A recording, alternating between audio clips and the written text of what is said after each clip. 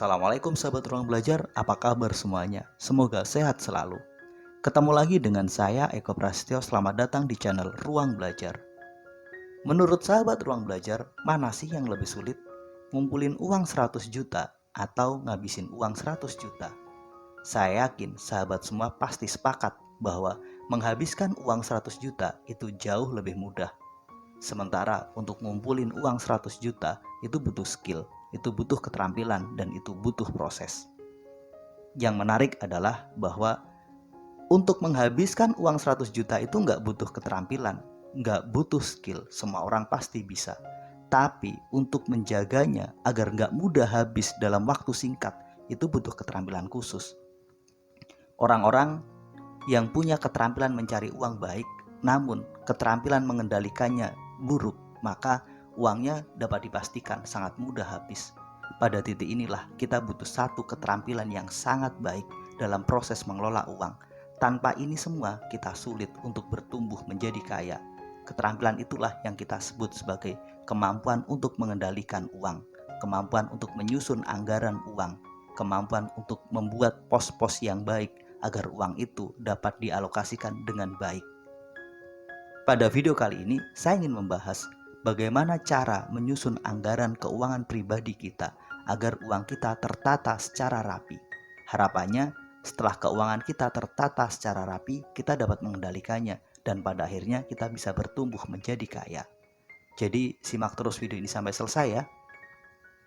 Sebelum saya lanjut, saya ingin mengajak sahabat ruang belajar untuk mensupport channel ini. Caranya mudah, silakan klik tombol subscribe, nyalakan notifikasinya, klik tombol like, bagikan video ini agar banyak orang menerima manfaatnya, dan sahabat ruang belajar juga boleh berkomentar. Saya juga ingin mengundang sahabat ruang belajar untuk bergabung dalam langganan channel Ruang Belajar. Caranya mudah, silakan klik tombol gabung. Setelah bergabung, kita bisa berdiskusi secara rutin, khusus untuk para member lewat kegiatan Zoom meeting secara teratur. Oke, yuk kita mulai saja pembahasannya.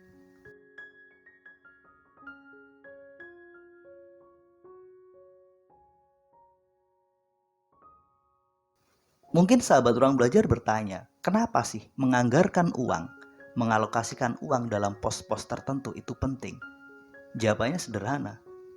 Proses penganggaran, penyusunan uang kita dalam alokasi pos tertentu itu adalah sebuah panduan, itu adalah sebuah pegangan yang kita gunakan ketika kita mengeluarkan uang. Ibarat sebuah perjalanan, ini adalah GPS kita, ini adalah petunjuk kita yang memberi arah akan kita gunakan untuk apa uang yang kita punya. Tanpa proses penganggaran yang baik, kita sulit mengendalikan uang itu. Dan penganggaran itu kita mulai dengan mengalokasikan uang kita ke dalam beberapa pos yang sangat penting. Setidaknya ada 6 pos yang harus ada dalam model anggaran kita. Pertama adalah untuk pos kebutuhan atau kita kenal dengan need. Yang kedua adalah untuk pos keinginan atau kita kenal dengan want. Yang ketiga adalah untuk cicilan hutang buat teman-teman yang punya hutang. Yang keempat adalah untuk tabungan. Yang kelima adalah untuk investasi.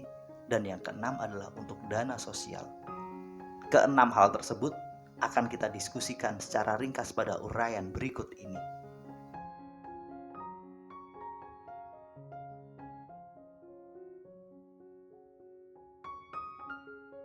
Yang pertama, untuk pos anggaran need atau kebutuhan.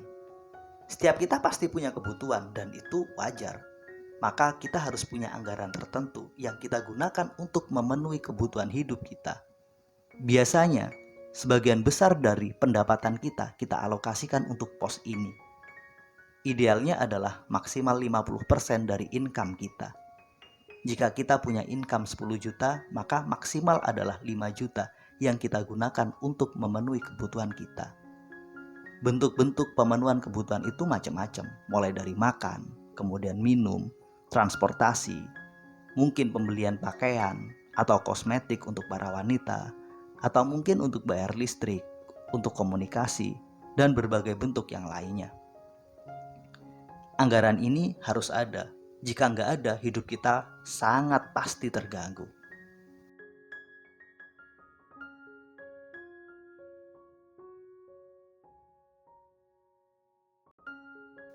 Pos kedua adalah untuk keinginan. Setiap kita pasti punya keinginan untuk bersenang-senang, untuk have fun, untuk menikmati jerih payah dari kerja kita, dan itu wajar. Dan biasanya keinginan kita itu nggak terbatas, sementara kebutuhan kita sejatinya terbatas. Karena keinginan yang nggak terbatas itu, kita harus punya garis yang tegas untuk membatasinya. Maka pada pos untuk bersenang-senang ini, idealnya adalah maksimal 15% dari income kita. Jika kita punya income 10 juta, maka paling banyak adalah 1,5 juta untuk bersenang-senang.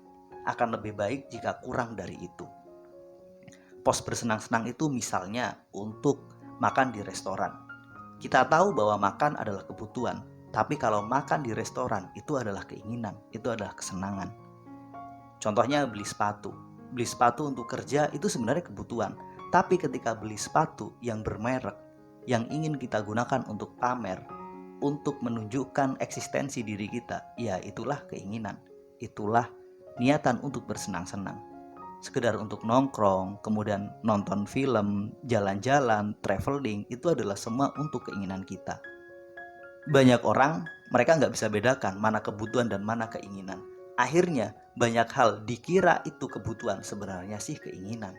Misalkan kita butuh motor, maka idealnya sih kita hanya cukup butuh motor yang bisa untuk transportasi. Tapi kemudian kita beli motor dengan harga 40 bahkan 50 juta. Padahal income kita cuma standar UMR. Disinilah kita terjebak memenuhi keinginan.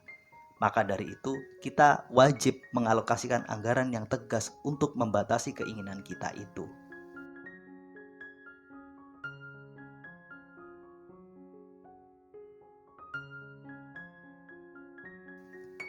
Yang ketiga adalah pos untuk bayar cicilan hutang.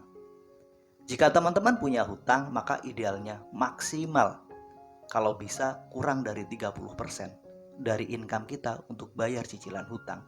Jika lebih dari itu pasti mengganggu. Itu pasti sangat tidak baik untuk kesehatan finansial kita. Ideal sih 25%, tapi kalau terpaksa 30% is okay. Harapannya, kalaupun kita terpaksa berhutang, coba bijak deh, jangan pernah berhutang untuk kebutuhan memenuhi keinginan kita. Misal nih, hanya ingin sekedar jalan-jalan dan kita nggak punya uang, terpaksa kita pakai kartu kredit atau pay later. Artinya hutang kita adalah untuk pos bersenang-senang.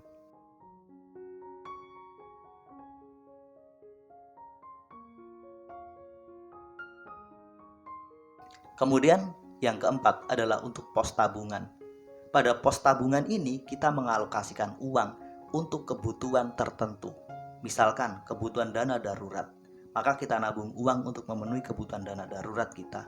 Dana darurat ini kita pakai kalau ada kondisi-kondisi yang sangat urgen. Ketika kita sudah nggak mampu bekerja atau kehilangan pekerjaan secara mendadak, maka dana darurat ini dipakai untuk memenuhi kebutuhan kita. Selain untuk dana darurat, pos tabungan bisa kita pakai juga untuk menyiapkan dana pensiun, atau menyiapkan pendidikan anak, atau mungkin memenuhi kebutuhan kesehatan kita. Pembayaran asuransi juga dapat kita kategorikan dalam pos tabungan ini. Kita bayar asuransi kesehatan, asuransi kecelakaan, atau mungkin asuransi jiwa. Itu semua masuk dalam pos ini. Idealnya adalah pos tabungan kita harus lebih besar dari dana kita untuk memenuhi keinginan kita.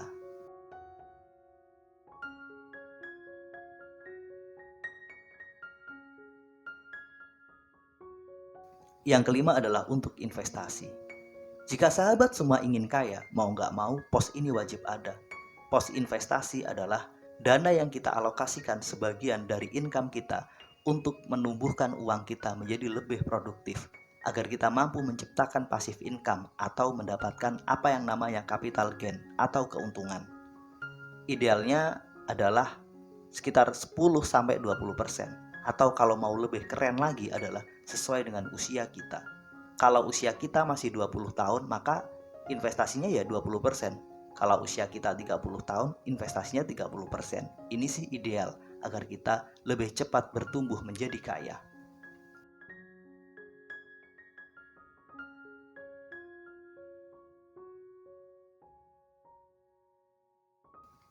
Kemudian pos terakhir adalah dana sosial. Sebagai makhluk beragama, kita semua yakin dan sepakat bahwa sebagian rezeki kita itu adalah hak orang lain, hak orang-orang di sekitar kita. Maka pada titik ini kita butuh mengalokasikan uang kita untuk kebutuhan ini. Kita anggarkan sesuai dengan keyakinan sahabat semuanya. Ada yang berkeyakinan 5%, 10%, 20%, atau mungkin cuma 2,5%. Semua saya kembalikan kepada sahabat ruang belajar semua. Intinya, kita harus punya pos tertentu untuk dana sosial, untuk kegiatan sedekah, zakat, amal, atau memberi hadiah.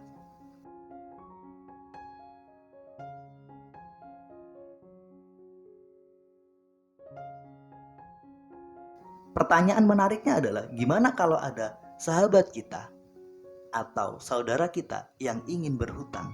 Itu kita alokasikan kemana? Jika ada orang yang butuh bantuan kita dan kita terpaksa memberi pinjaman pada mereka, itu masuk pada posisi yang mana? Pertama, kalau kita ingin membantu orang lain, prinsip pertamanya adalah pastikan diri kita aman dulu. Ini mirip seperti teman-teman yang bertugas di SAR. Sebelum mereka menolong orang lain, mereka harus memastikan bahwa diri mereka aman.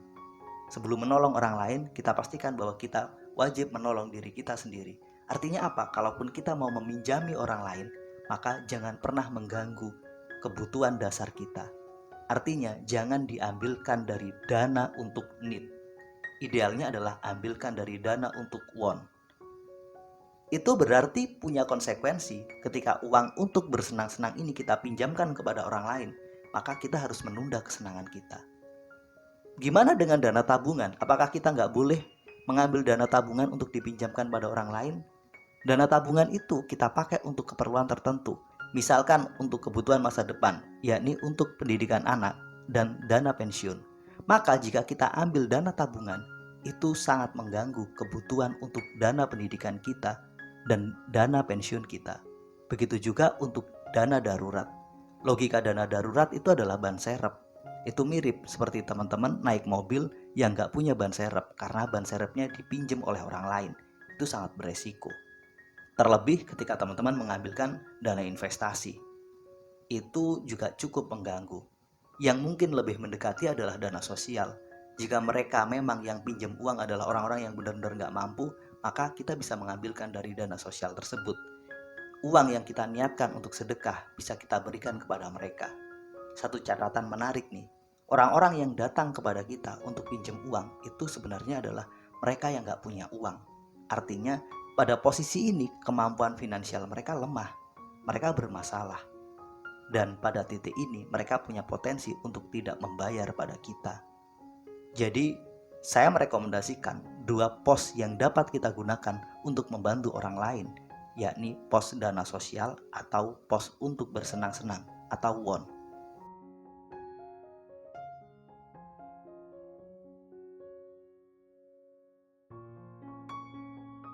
Pertanyaan menariknya, kemudian bagaimana cara kita mengalokasikan uang kita?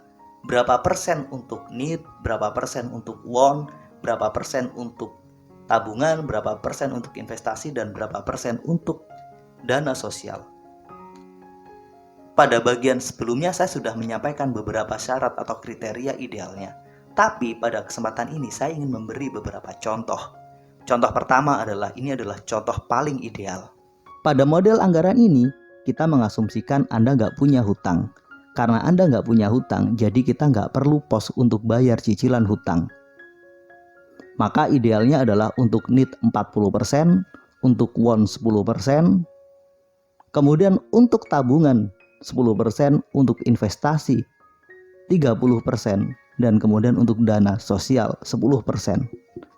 Artinya jika Anda punya uang 10 juta, untuk konsumsi atau need Anda adalah 4 juta, untuk bersenang-senang adalah 1 juta, kemudian untuk tabungan adalah 1 juta, untuk investasi adalah 3 juta, dan untuk dana sosial adalah 1 juta. Anda boleh mengubahnya sesuai dengan kemampuan dan kondisi Anda. Alternatif kedua, jika kita punya cicilan hutang, maka need-nya tetap 40%, kemudian want-nya tetap 10%. Untuk cicilan hutang kita alokasikan 25%. Kemudian untuk tabungan tetap 10%. Maka apa yang diubah? Bisa jadi yang kita ubah adalah investasinya atau dana sosialnya. Silahkan kemudian Anda sesuaikan. Kita asumsikan investasinya tetap 10% dan dana sosialnya 5%. Catatan terpentingnya adalah setelah kita menyusun pos-pos anggaran tersebut, ikuti dan disiplinlah dengan model penganggaran yang telah kita susun. Saya menyarankan pisahkan pada masing-masing kebutuhan tersebut. Setidaknya siapkan rekening khusus untuk masing-masing pos anggaran tertentu. Ada rekening khusus untuk need, artinya untuk kebutuhan utama kita. Ada rekening khusus untuk bersenang-senang. Kemudian ada rekening khusus untuk tabungan. Ada rekening khusus untuk investasi, untuk bayar hutang, dan untuk sedekah. Atau jika Anda nggak pingin buka terlalu banyak rekening tabungan, bisa pakai manajemen amplop. Satu amplop untuk uang khusus untuk kebutuhan, satu amplop khusus untuk bersenang-senang, satu amplop lagi untuk khusus tabungan, kemudian satu amplop untuk investasi, untuk sedekah, dan kemudian untuk bayar cicilan hutang. Pendek kata, pisahkan uang kita pada masing-masing pos tersebut. Jangan dicampur adukan, biar kita tahu berapa sisa uang pada masing-masing kondisi, pada masing-masing posnya. Itulah cara membuat anggaran agar hidup kita lebih nyaman dan lebih membahagiakan. Mudah-mudahan video ini bermanfaat. Sampai ketemu pada video kami berikutnya. Terima kasih telah menonton. Assalamualaikum warahmatullahi wabarakatuh.